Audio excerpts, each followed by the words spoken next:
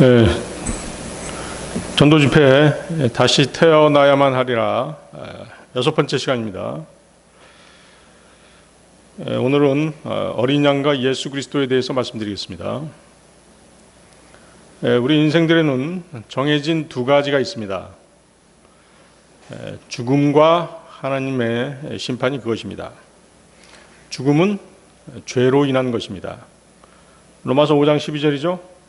이런 이유로 한 사람으로 말미암아 죄가 세상 안으로 들어왔고 죄로 인하여 사망이 들어온 것과 같으니 그리하여 모든 사람이 죄를 지었으므로 사망이 모든 사람에게 전달되었느니라. 아담이 불순종함으로써 범죄하였듯이 아담 이후의 모든 사람들 또한 아담처럼 죄를 짓게 된 것입니다. 여러분은 아담의 죄를 물려받은 죄인일 뿐만 아니라 자신이 죄를 짓기 때문에 죄인인 것입니다. 그래서 모든 사람은 아담처럼 죽을 수밖에 없는 것입니다. 그렇지만 하나님의 공의로우심은 죄를 결코 묵과하지 않으시고 반드시 심판하십니다. 그래서 히브리서 9장 27절 말씀에는 그런즉 한 번 죽는 것은 사람들에게 정해져 있으나 이후에는 심판이 정해져 있는 것 같이라고 말씀하시는 것이죠.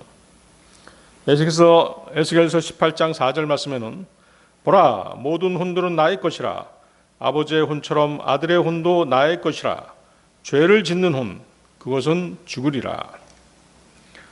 혼은 하나님의 소유이기 때문에 생명을 죽이고 살리는 것도 하나님의 뜻에 달려 있는 것입니다.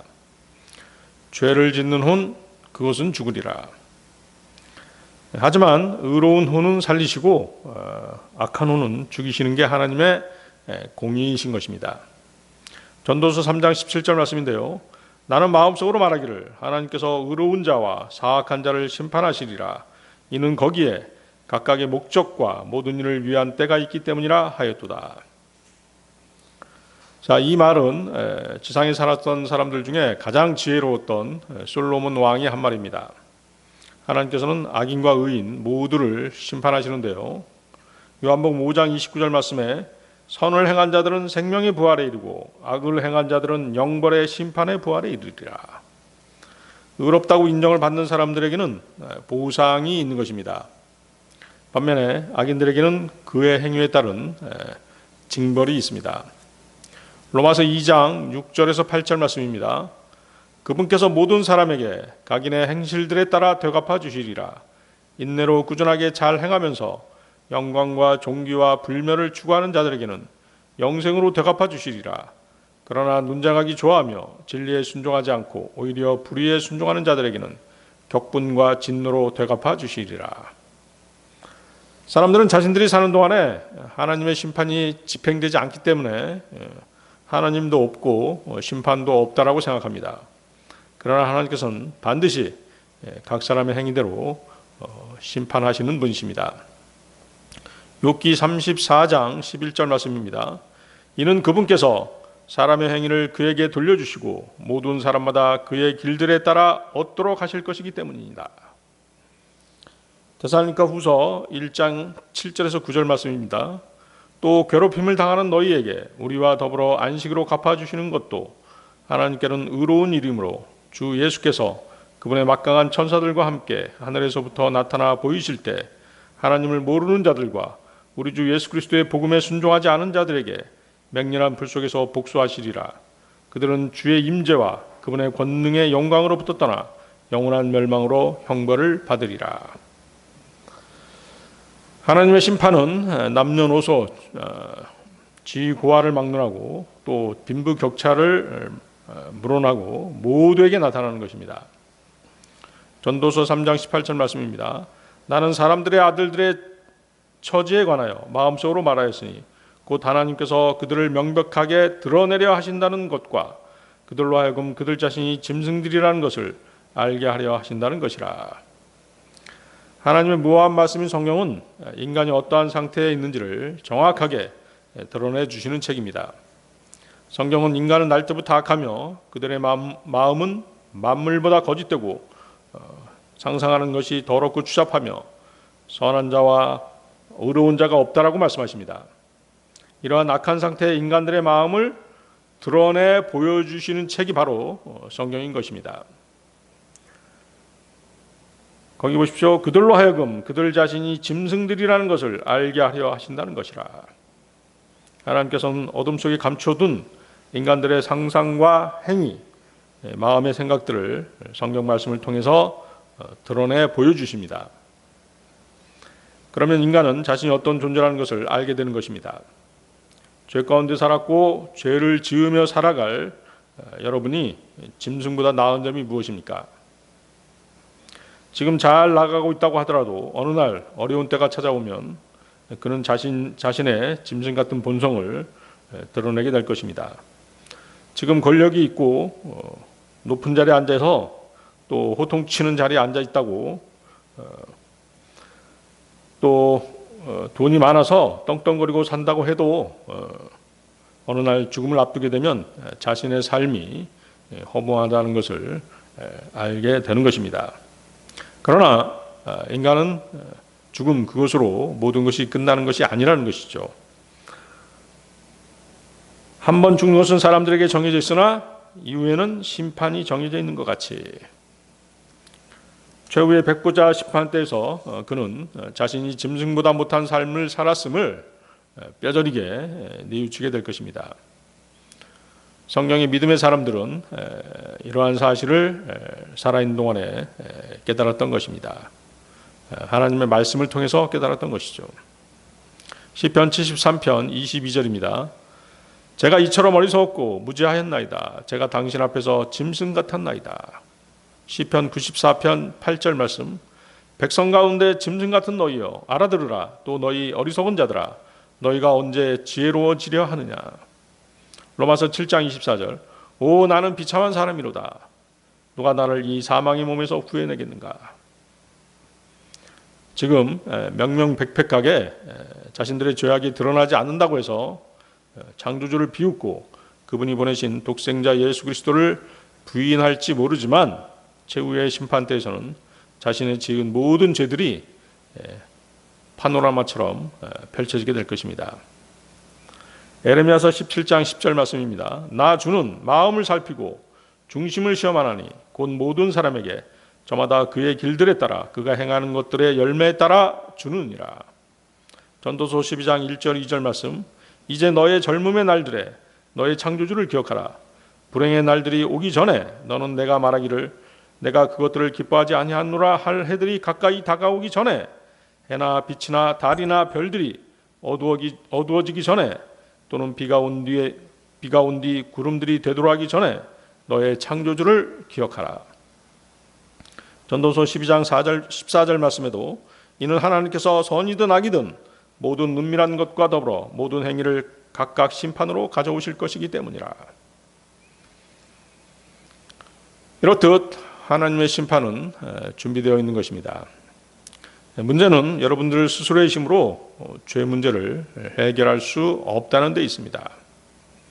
인간은 물 마시듯이 또 숨 쉴 때마다 죄를 짓고 사는 존재인지라 자신이 무슨 죄를 지었는지 잊어버리고 살고 또 양심이 점차 마비되어 가며 살아가고 있는 것입니다.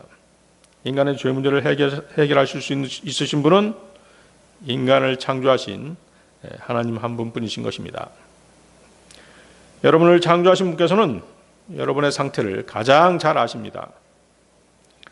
우리가 전도 집회를 통해서 알게 된 죄 문제를 해결하는 방법에는 어떤 것이 있었습니까? 바로 동물의 피였죠. 그렇습니다. 우리는 동물의 피로 이스라엘 백성들이 자신의 죄 문제를 해결하는 것을 보았던 것입니다. 창세기 4장 1절에서 5절 보십시오. 창세기 4장 1절에서 5절 말씀. 이후에 아담이 그의 아내 이브를 알았더라. 그러자 그녀가 임신하여 카인을 낳고 말하기를 내가 주께로부터 한 남자를 얻었도다 하였더라. 그리고 그녀가 다시 그의 형제 아벨을 낳았더라.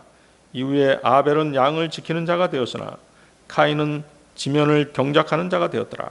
그리고 시간이 흐르고 이러한 일이 있었으니 곧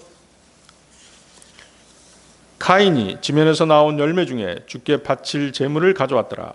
또한 아벨 자신도 자기의 양떼의 첩배 새끼들 중에서와 그것들의 살찐 것들 중에서 가져왔더라. 이에 주께서 아벨과 그의 제물을 존중하셨더라. 그러나 그분께서 카인과 그의 제물은 존중하지 아니하셨더라. 그러자 카인이 몹시 경노하였으며 그의 안색이 굳었더라. 아담과 이브가 아들 둘을 낳았습니다. 그중 아들은 양치는 자였습니다. 반면 카인은 땅을 경작하는 자였습니다. 카인의 생업은 처음부터 잘못된 선택이었습니다. 카인은 저주받은 땅을 경작했기 때문입니다. 바로 이 때문에 주 하나님께서는 카인의 제물을 받지 않으신 것이죠. 뒤로 넘겨서 창세기 3장 17, 19절 한번 보십니다. 창세기 3장 17, 19절. 그런 다음에 그분께서 아담에게 이같이 말씀하셨느니라. 내가 너의 아내의 음성에 경청하였기에 내가 너에게 명령하여 말한 것 곧 너는 그곳에서 나는 것을 먹지 말라 한 그 나무에서 나는 것을 먹었으므로 너로 인하여 토양은 저주를 받느니라. 너의 생애의 모든 날들 동안 너는 슬픔 가운데 토양에서 나는 것을 먹으리라. 또한 토양은 너에게 가시나무들과 엉겅퀴들도 낼 것이며 너는 들의 야채를 먹으리라. 내가 토양으로 되돌아갈 때까지 너의 얼굴에 땀을 흘려야 내가 빵을 먹으리니 내가 토양에서 취하여진 까닭이라. 이는 내가 진토이기에 내가 진토로 되돌아갈 것이기 때문이라. 반면 아벨은 하나님께서 창조하신 생명체를 돌보았습니다. 그래서 하나님께서는 아벨의 제물을 받으셨던 것이죠. 카인은 아벨보다 먼저 제단 앞으로 나왔습니다. 카인은 자신을 위한 희생제물을 드리고 싶어 했습니다. 땀 흘려 일한 노동의 열매를 들고서 감사의 제물을 하나님께 자원하는 마음으로 바쳤던 것입니다.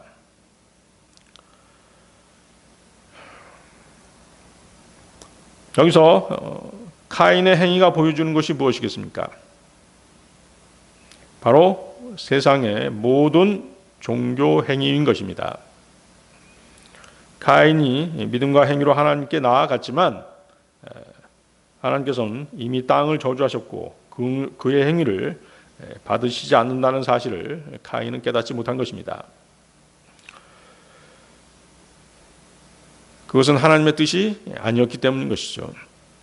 즉 카인은 하나님께 열심히 일한, 다시 말하면 자신의 선행, 자신의 호의, 자선, 베품 등을 가지고 나왔지만 하나님께서는 그런 행위들을 저주했다는 사실을 깨닫지 못한 것입니다.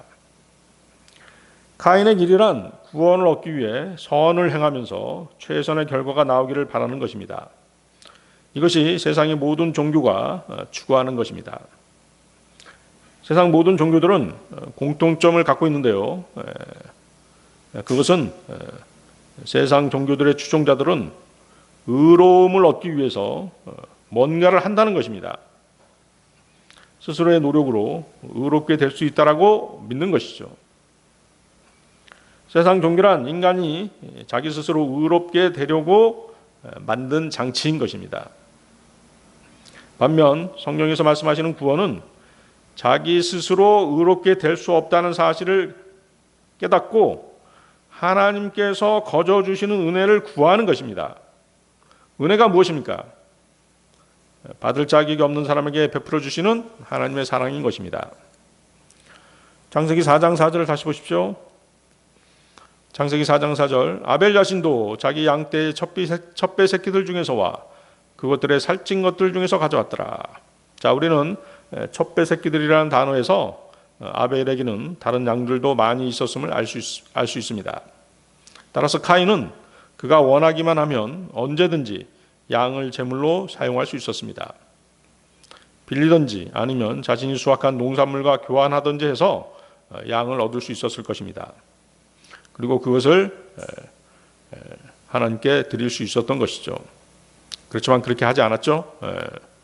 여기서 살찐 것이라는 것은 양떼 중 가장 좋은 것이라는 뜻입니다. 창세기 4장 4절 계속 보십시오. 주께서 아벨과 그의 제물을 존중하셨더라. 가인은 자신이 땀 흘리고 힘들게 키운 탐스러운 농산물들에 대해 자부심이 있었고 그것을 바치는 자신이 자랑스러웠을 것입니다. 가인이 어떻게 얘기했겠습니까? 자, 하나님, 이것들을 제가 키웠습니다. 가지치기도 열심히 했고 밤잠 안 자고 멧돼지, 여우 등도 내쫓았고 해충들도 제거했습니다. 이제 이런 저희 수고와 땀과 정성을 보시고 저의 생을 축복해 주십시오 라고 얘기했을 것입니다. 그러나 가인의 이 기도와 간구에 대해 하나님께서는 아무런 응답도 하지 않으셨습니다. 반면 아벨의 기도는 하나님, 이제 주님의 피조물인 이 양을 보십시오. 이 양을 저를 대신해서 받아주시길 원합니다. 이 양은 주님이 먹이시고 키우셨습니다. 저는 다만 주님이 만드신 생명체를 돌봤을 뿐입니다. 아버지 어머님께서는 주님께서 동산에서 이 양들 중 하나를 잡아 가죽옷을 만들어 주셨다라고 말씀하셨습니다. 저는 저의 죄로 인해 심판을 받고 마땅히 죽어야 합니다만 자비로우신 하나님께서 저의 죄값으로 이 양을 받아주시기를 원합니다. 저의 피 대신 이 양의 피를 받아주시옵소서. 아벨의 이러한 기도가 끝나자 즉시로 하나님의 응답이 왔습니다. 아벨은 아담과 이브로부터 하나님께서 가죽옷을 만들어 입혀주셨다는 얘기를 들은 것입니다. 하나님께서 원하시는 것은 양의 가죽도 양의 고기도 아니었습니다. 하나님께서 원하시는 것은 양의 피였던 것입니다. 히브리서 9장 22절 말씀인데요. 그리하여 율법에 따라 거의 모든 것들이 피로 깨끗하게 됐느니라. 그런즉 피 흘림이 없이는 사면이 없느니라. 가인은 하나님의 뜻을 전혀 알지 못하고 자신의 의로운 행위의 근거에서 제물을 바친 것입니다. 하나님의 뜻에 맞지 않는 제물은 하나님께서 받으시지 않는 것입니다. 자, 그렇지만 여러분 한번 생각해 보십시오. 창조주 하나님께서 자신이 창조하신 짐승들의 피 냄새 맡기를 좋아하셨겠습니까? 계속 생각해 보시기 바랍니다. 수많은 이스라엘 사람들이 죄를 짓습니다. 그들이 죄를 지을 때마다 짐승들을 가져와서 그 짐승들의 그 짐승들을 잡아서 피를 뿌렸던 것입니다. 그런 피냄새 맡기를 하나님께서 즐겨하셨겠느냐는 것입니다.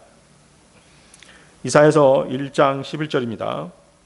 주가 말하노라 너희의 허다한 수의 희생제물들을 무슨 목적으로 나에게 바치느냐. 내가 순양들의 번제물들과 잘 먹인 짐승들의 지방으로 배가 부르니라. 그런즉 나는 숫송아지들의 피나 어린 양들의 피나 순염소들의 피를 크게 즐거워하지 아니하노라. 그럼에도 불구하고 하나님께서는 인생들이 자신들의 죄 가운데 살다 멸망하는 것을 불쌍히 여기셨습니다.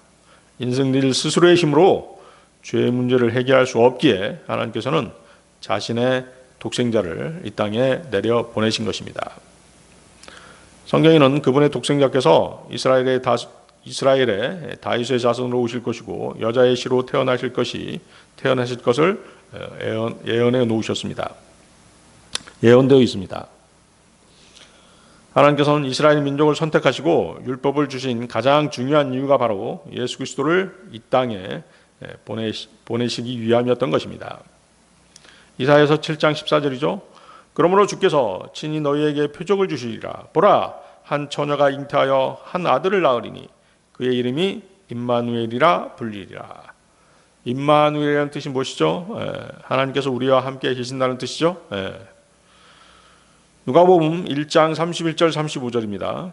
누가복음 1장 31절 35절 말씀. 그런즉 보라, 너는 너의 태에 임신하여 한 아들을 낳으리니 그분의 이름을 예수라 부를지니라. 그분께서는 위대하게 되실 것이요 가장 높으신 분의 아들이라 불리시리라. 그리고 주 하나님께서 그분의 조상 다윗의 보좌를 그분에게 주시리라. 그리하여 그분께서 야곱의 집을 영원토록 통치하시리라. 그리고 그분의 왕국은 끝이 없으리라. 그때 마리아가 그 천사에게 말하기를 제가 남자를 모른다는 것을 생각해 볼 때 어떻게 이 일이 있겠나이까 하였더라. 그러자 그 천사가 그녀에게 대답하여 이같이 말하였더라. 성령님께서 너의 위에 임하시리니 가장 높으신 분의 권능이 너에게 그늘을 드리우리다. 그러므로 너에게 태어날 그 거룩한 것 역시 하나님의 아들이라 불리리라. 갈라디아서 4장 4절에서 5절 말씀. 그러나 그때 충만함이 이르자 하나님께서 자신의 아들을 파송하셨으니 여자에게서 조성하셨고 율법 아래에서 조성되셨도다. 이는 율법 아래에 있던 자들을 구속하려 하시며 우리로 하여금 아들들로서 입양을 받게 하려 하심이라. 하나님의 독생자 예수 그리스도께서는 율법을 받은 이스라엘에 오셨습니다. 율법을 온전히 지켜 구원받는 사람들이 없기에 그들을 먼저 구원하시려고 그렇게 하신 것입니다. 처녀 마리아에게서 나신 예수 그리스도께서는 하나님께 드려주실 어린 양으로 예언되어 있었고 그렇게 불리우셨습니다.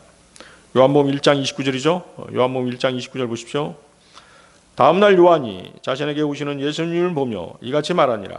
세상 죄를 제거하시는 하나님의 어린 양을 보라.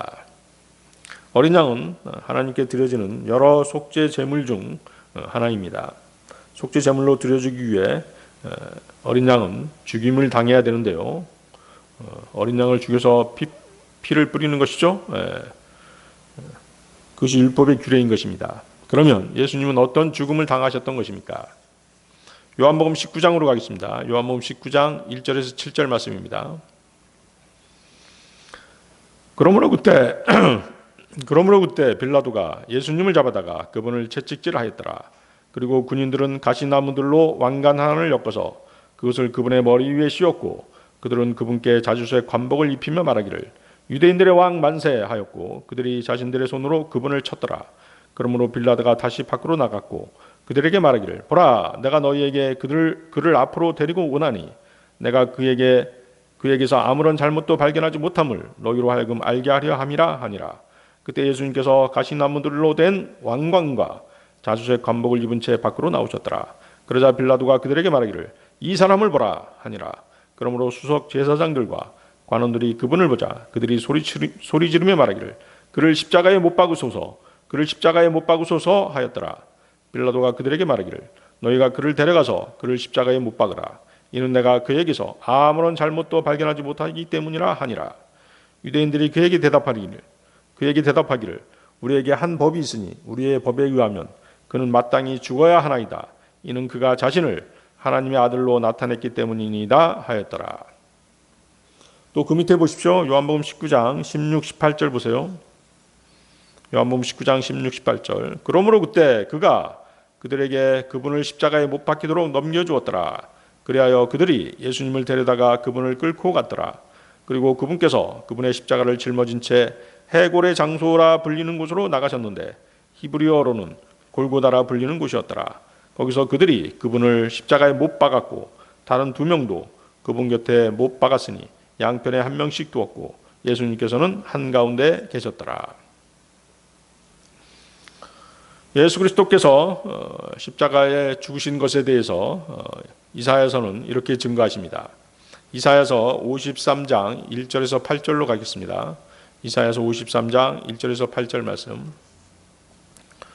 우리가 전한 것을 누가 믿었느냐? 그리고 누구에게 주의 팔이 나타났느냐?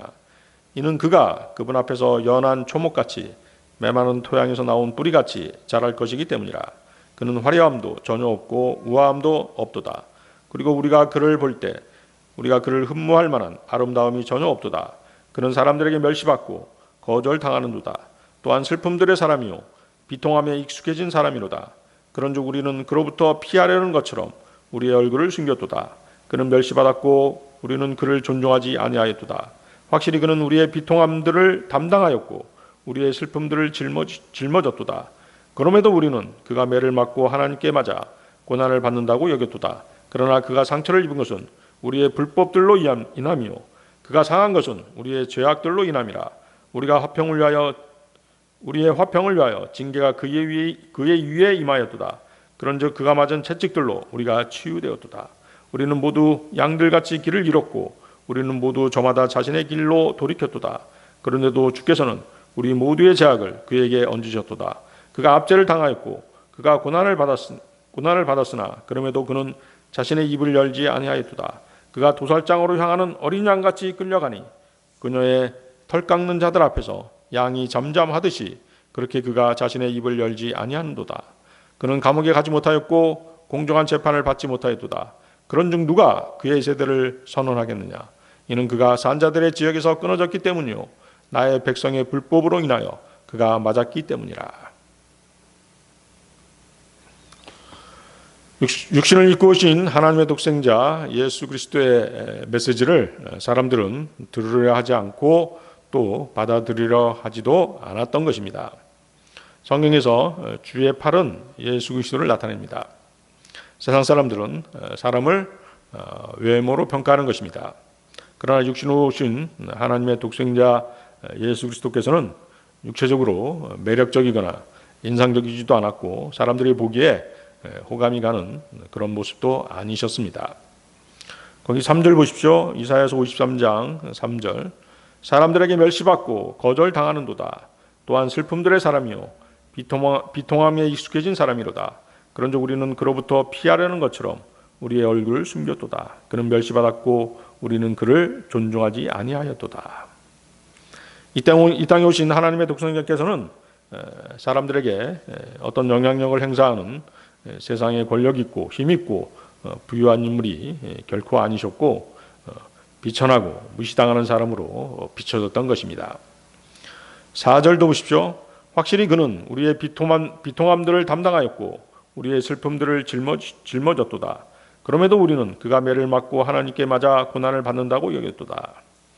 예수님은 세상 죄인들의 고통을 지고 그들의 슬픔을 담당하셨지만 사람들은 주님이 세상 사람의 죄 때문이 아니라 자신의 죄 때문에 고통당하는 것으로 그렇게 생각했던 것입니다. 5절 보십시오. 그러나 그가 상처를 입은 것은 우리의 불법들로 인하며 그가 상한 것은 우리의 죄악들로 인함이라. 우리의 화평을 위하여 징계가 그의 위에 임하였도다. 그런즉 그가 맞은 채찍들로 우리가 치유되었도다. 베드로 사도는 이 구절을 인용해서 이렇게 말하고 있습니다. 베드로전서 2장 22절에서 24절 말씀입니다. 그분께서는 죄를 짓지 아니하셨고 그분의 입안에서는 기만도 발견되지 아니하였도다. 그분께서는 자신이 욕을 들을 때 맞대어 욕하지 아니하셨느니라. 그분께서 순환을 겪으셨을 때 자신은 위협하지 아니하셨고 다만 의롭게 심판하신 분께 자신을 맡기셨느니라.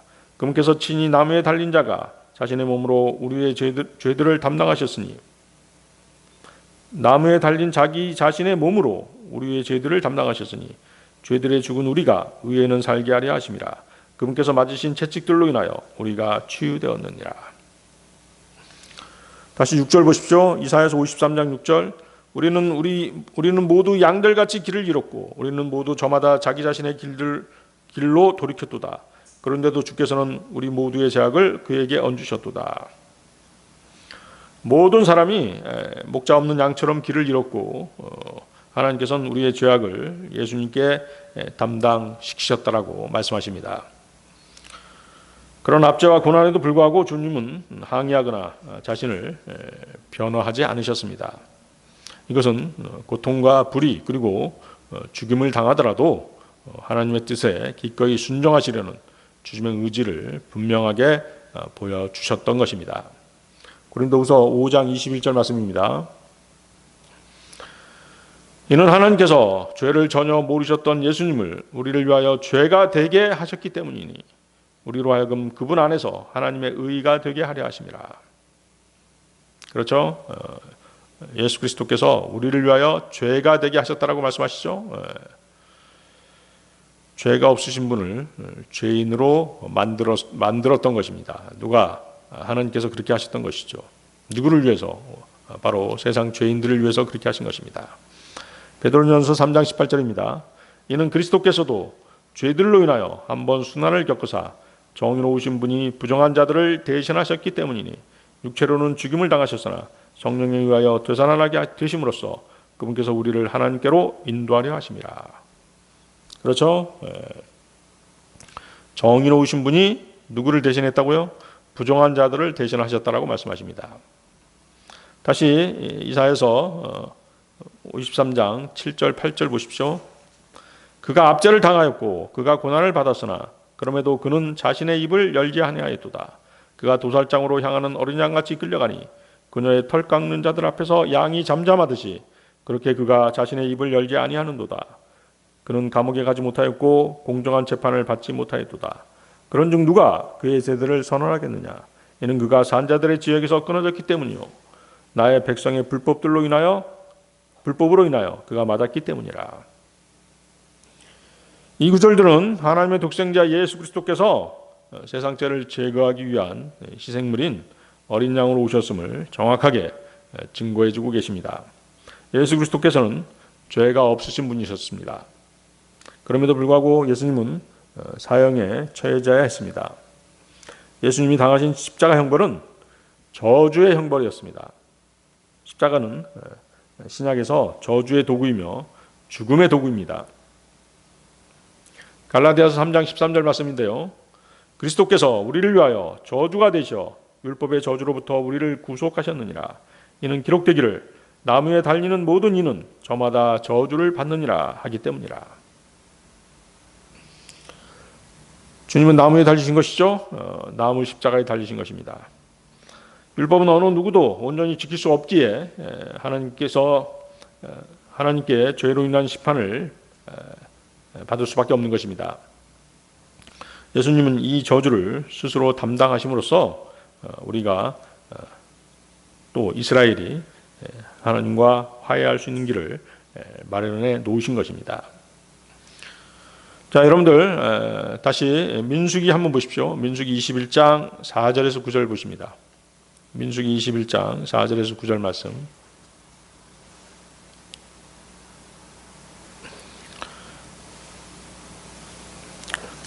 찾으셨습니까? 민수기 21장 4절에서 9절 말씀. 이후에 그들이 에돔 지역을 우회하기 위하여 호르산에서부터 홍해길로 여정을 떠났더라. 그러자 그 길로 인하여 백성의 혼이 많이 낙담하였더라. 그리고 백성이 하나님을 대적하고 모세를 대적하여 이르기를 어찌 당신들은 우리를 이집트에서 데리고 나와 강야 가운데서 죽게 하나이까? 이는 빵도 없고 어떠한 물도 없기 때문이니 우리의 혼이 이 하찮은 빵을 역겨워하나이다 하였더라. 그러자 주께서 불뱀들을 백성 가운데로 보내셨으니 그것들이 백성을 물었더라. 그리하여 이스라엘의 많은 백성이 죽었더라. 그러므로 백성이 모세에게 와서 말하기를 우리가 죄를 지었나이다. 이는 우리가 주를 대적하고 당신을 대적하여 이야기하였기 때문이니이다. 주께서 우리에게서 뱀들을 제거해 주시도록 그분께 간구하여 주소서 하였더라. 이에 모세가 백성을 위하여 기도하였더라. 그러자 주께서 모세에게 말하기를 너는 불뱀 하나를 만들어 그것을 장대 위에 달아놓으라. 그리하면 이러한 일이 있으리니 물린 자마다 그것을 쳐다볼 때 그가 살리라 하였더라. 그러자 모세가 놋뱀 하나를 만들어 그것을 장대 위에 달아 놓았더라.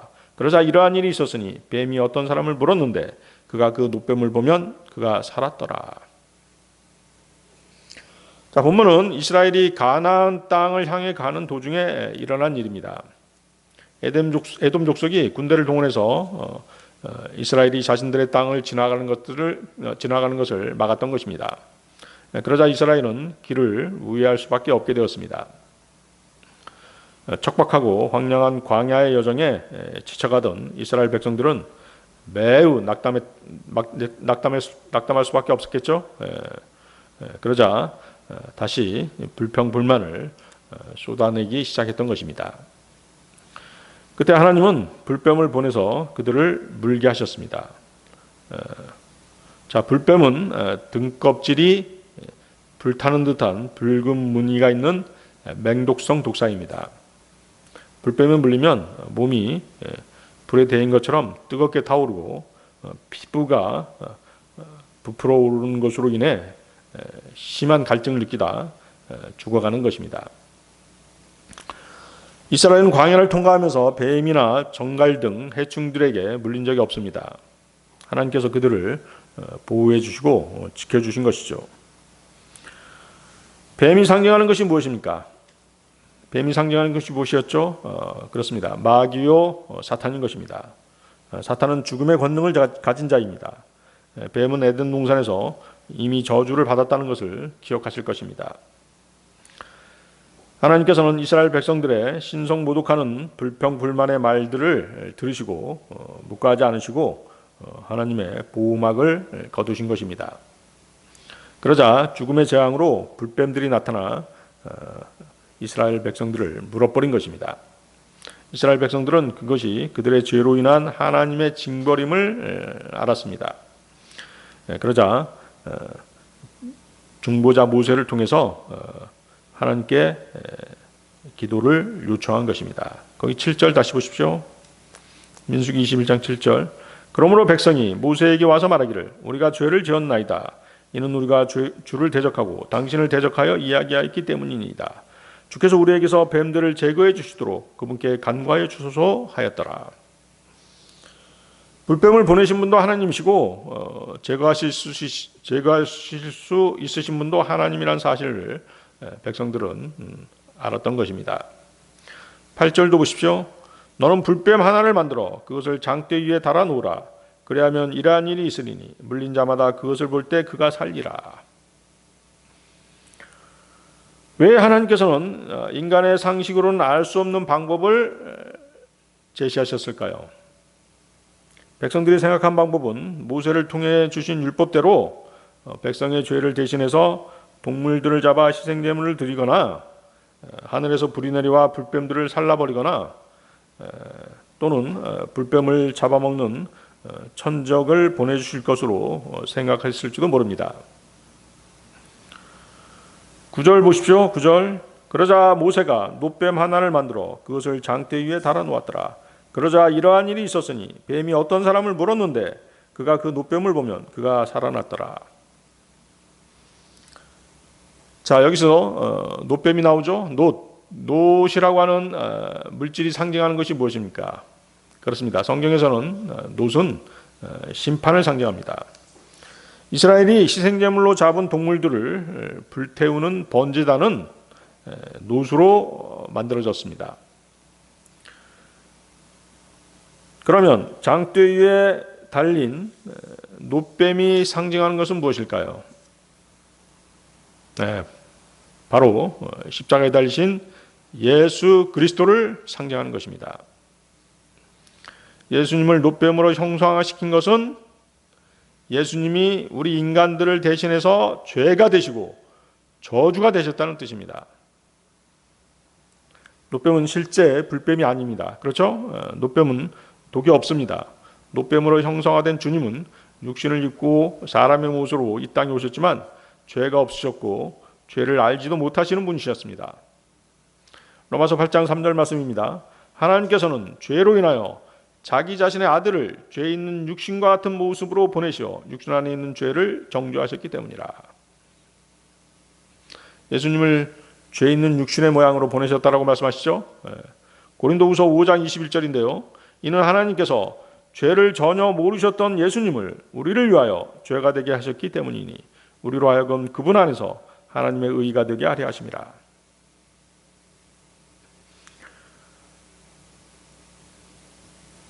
죄를 전혀 모르셨던 분을 죄가 되게 하셨어요. 인간의 육신을 입고 있는 인간은 죄인들입니다. 그렇죠? 죄인의 모습으로 예수님을 이 땅에 보내신 것입니다. 그리고 그분을 어린 양으로 처형하신 것입니다. 누구의 죄 때문입니까? 저와 여러분의 죄 때문에 예수님은 죄 있는 육신의 모습, 인간이 되셔서 이 땅에 오셨고 십자가에 달리신 것입니다. 놋뱀을 장대 위에 높이 달고 쳐다보도록 한 것은 무엇이 연상되십니까? 십자가 처형 장면을 연상케 되는 것입니다. 예수님은 우리 인간들의 죄 때문에 십자가에 달리셨고 공개적으로 처형되셨던 것입니다. 영적인 의미로는 예수님이 저주받은 뱀이 되셔서 처형되심으로써 사탄을 멸하신 것입니다. 예수님이 십자가에 달리셨을 때 마귀도 심판을 받은 것이죠. 히브리서 2장 14절이죠. 그런즉 자녀들이 살과 피에 참여하는 자들인 고로 그분께서도 친히 이와 같이 동일한 속성을 취하셨느니라. 이는 그분께서 죽음을 통하여 죽음의 권능을 가진 자 곧 마귀를 멸하려 하시며. 불뱀에 물린 자들은 장대 위에 높이 달린 불뱀을 보아야 합니다. 그래야 살 수 있습니다. 모든 세상 사람들은 십자가에 달리신 예수 그리스도를 바라보아야만 합니다. 그리고 왜 그분이 십자가에 달리셨는지를 알아야만 되는 것입니다. 그것을 아는 것이 구원인 것입니다. 거듭나는 것입니다. 요한복음 3장 14, 15절이죠. 요한복음 3장 14, 15절.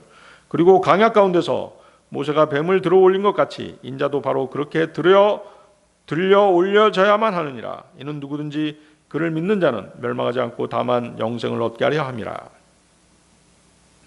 예수님이 말씀하셨죠. 예수님 자신이 모세가 광야에서 놋뱀을 들여 올린 것 같이 나도 들어 올려져야 한다라고 말씀하신 것입니다. 요한복음 12장 32절에서 33절 말씀에서도 그리고 내가 땅에서 위로 들리면 나는 모든 사람들을 나에게로 이끌겠노라.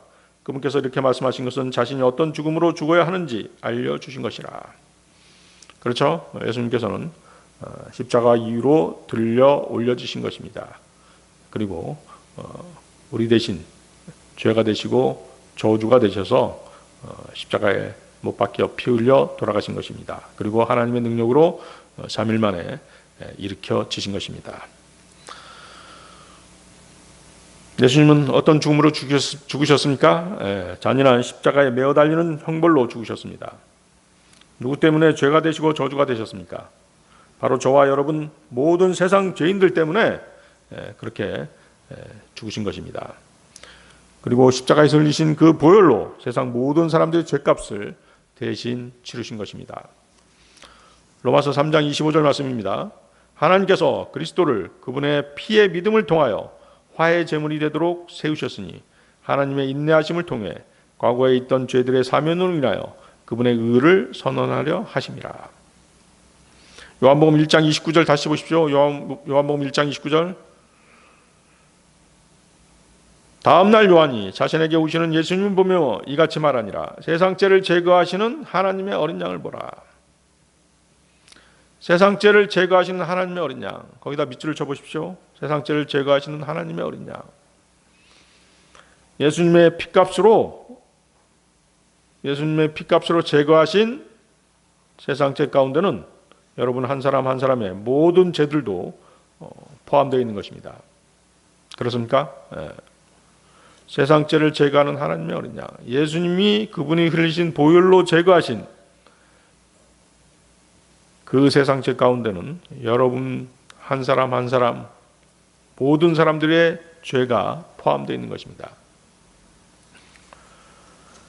요한일서 2장 2절도 보십시오. 요한일서 2장 2절. 또한 그분께서는 우리의 죄들을 위한 화해 제물이시니 우리의 죄들로 인한 것뿐만 아니라 오히려 온 세상의 죄들로 인한 것이기도 하니라. 또 거기다 밑줄 보십시오. 우리의 죄들로 인한 것뿐만 아니라 오히려 온 세상의 죄들로 인한 것이니라. 그분은 온 세상의 죄들로 인해서 십자가에 못 박혀 피 흘려 돌아가신 것입니다. 주 예수님이 흘리신 피로 제거된 죄는 온 세상의 죄들입니다. 주 예수님이 흘리신 피로 지불된 죄값은 온 세상의 죄값이었던 것입니다. 요한복음 1장 29절에서는 세상 죄들이라고 복수로 기술되지 않고 단수로 세상 죄라고 하셨죠. 예수 그리스도께서는 하나님을 믿지 않고 거부하고 하나님을 대적하기까지 하는 세상의 죄, 즉 본성적으로 타고난 인간의 죄성을 제거하기 위해서 오신 것입니다. 이 본성적인 인간의 죄성을 제거하는 데는 오직 하나님의 피만이 가능한 것입니다. 예수 그리스도의 피는 하나님의 피였던 것입니다. 사도행전 20장 28절이죠. 그러므로 너희 자신에게 주의하고 양무리에게도 주의하라. 성령님께서 너희로 하여금 하나님의 교회를 먹이게 하시려고 양무리 위에 감독자들로 삼으셨으니 그분께서는 자기 자신의 피로 값을 치르고 자신의 교회를 얻으셨느니라. 자기 자신의 피로 값을 치르고 자신의 교회를 얻으셨느니라. 히브리서 10장 8절에서 10절 말씀입니다. 위에서 그분께서 이르시기를 희생물과 헌물과 번제물과 죄로 인한 헌물은 주께서 원치도 아니하시고 기뻐하지도 아니하시나이다 하셨는데 그것들은 율법에 따라 드리는 것이라. 그 뒤에 그분께서 이르시기를 오 하나님이여 보시옵소서 내가 주의 뜻을 행하려 오나이다 하셨으니 그분께서 첫째 것을 제거하심은 둘째 것을 세우려 하심이라. 바로 이 뜻으로 말미암아 예수 그리스도의 몸이 단 한 번 영원히 드려짐을 통해 우리가 거룩히 구별되었도다. 그렇죠. 율법에서 드리는 속죄 제물 대신 누가 드려주신 것이에요? 예수 그리스도께서 드려주신 것입니다. 어린 양으로 드려주신 것입니다. 자, 다시 민수기를 보십시오. 민수기. 민수기. 놋뱀을 쳐다본 사람들은 살았습니다. 그렇습니까? 치유하는 것은 놋뱀이 아니라 무엇입니까? 놋뱀을 바라보는 것입니다. 무엇으로 바라보는 것입니까? 믿음으로 바라보는 것입니다. 불뱀에 물린 자신의 상처만 쳐다보고 다른 방법으로 상처를 치유하려고 했던 사람들은 모두 죽었습니다. 그러나 하나님의 명령에 순종해서 고개를 들고 장대 위에 달린 놋뱀을 바라본 사람들은 모두 살았던 것입니다.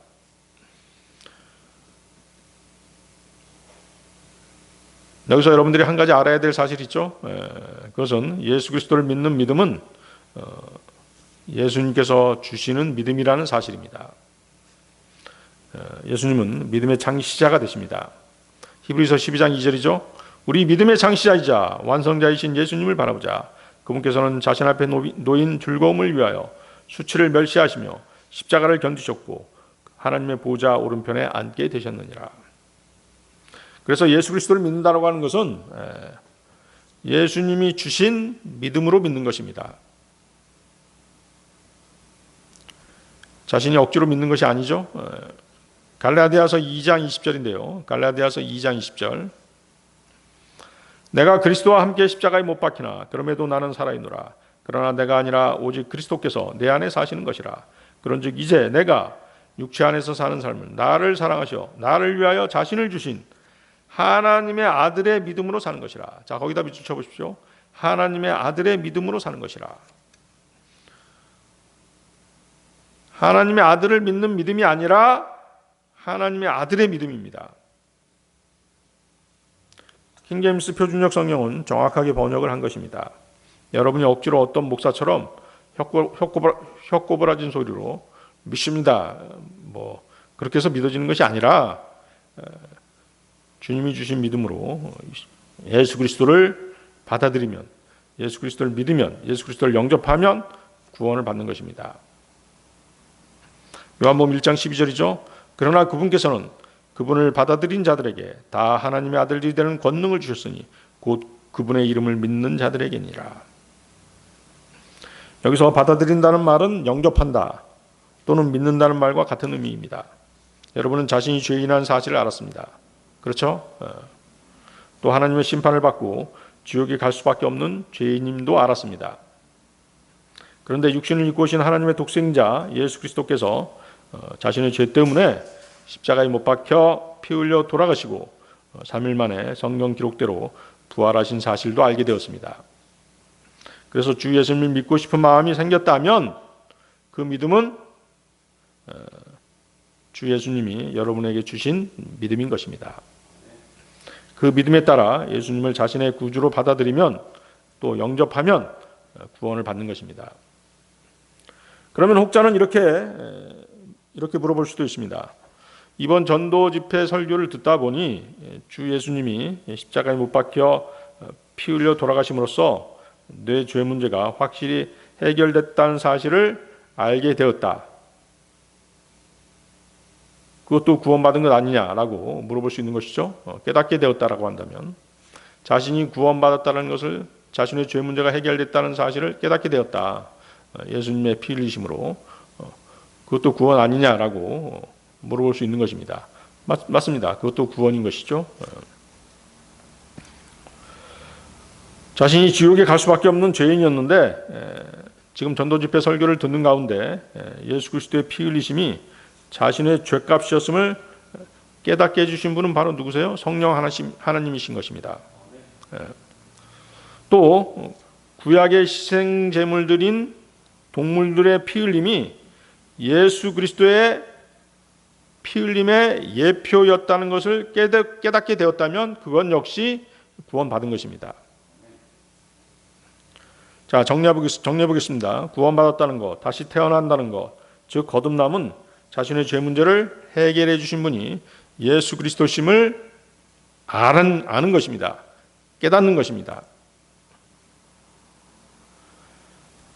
아울러 설교를 듣는 중에 그분의 십자가 희생으로 자신의 죄 문제가 해결되었다는 말씀을 듣고 예수님을 믿을 마음이 생겨서 그분을 구주로 영접하고 싶은 마음이 생겼다라고 한다면, 영접하고 싶은 마음이 생겨서 그분을 영접하게 되었다고 한다면 그것도 구원받는 방법인 것입니다.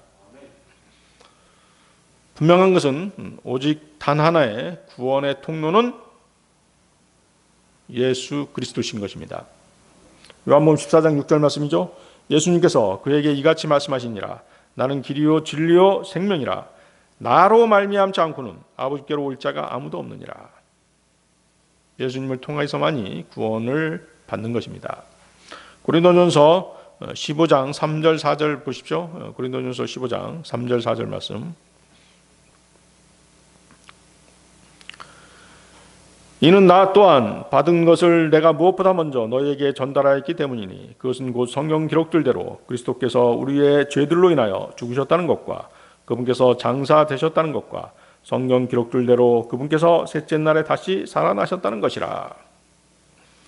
자, 이 사실에 근거해서 예수 그리스도를 자신의 구주로 영접하기를 원하시는 분은 저를 따라서 기도하시기 바랍니다. 잠시 예수님을 구주로 받아들이는, 영접하는 시간을 갖도록 하겠습니다. 기도하시겠습니다. 전지전능하신 하나님, 저는 죄인입니다. 죄 가운데 살다 심판을 받고 지옥에 갈 수밖에 없는 죄인입니다. 그러나 저는 오늘 예수님께서 저의 죄 때문에 육신을 입고 이 땅에 오셔서 십자가에 못 박혀 피 흘려 돌아가시고 3일 만에 부활하신 사실을 알았습니다. 제가 이 사실을 믿사오니 부디 제 안에 오셔서 저를 구원하여 주십시오. 저를 구원해 주셔서 감사합니다. 주 예수 그리스도의 이름으로 기도드렸습니다. 아멘. 여러분들이 순수한 마음으로 이렇게 기도하셨다면 여러분들은 구원 받으신 것입니다. 부디 예수님의 피 흘림의 공로를 잊지 마시고 바른 킹제임스 성경대로 믿는 지옥계를 찾으셔서 주님께서 기뻐 받으시는 일들을 하시기 바랍니다. 네.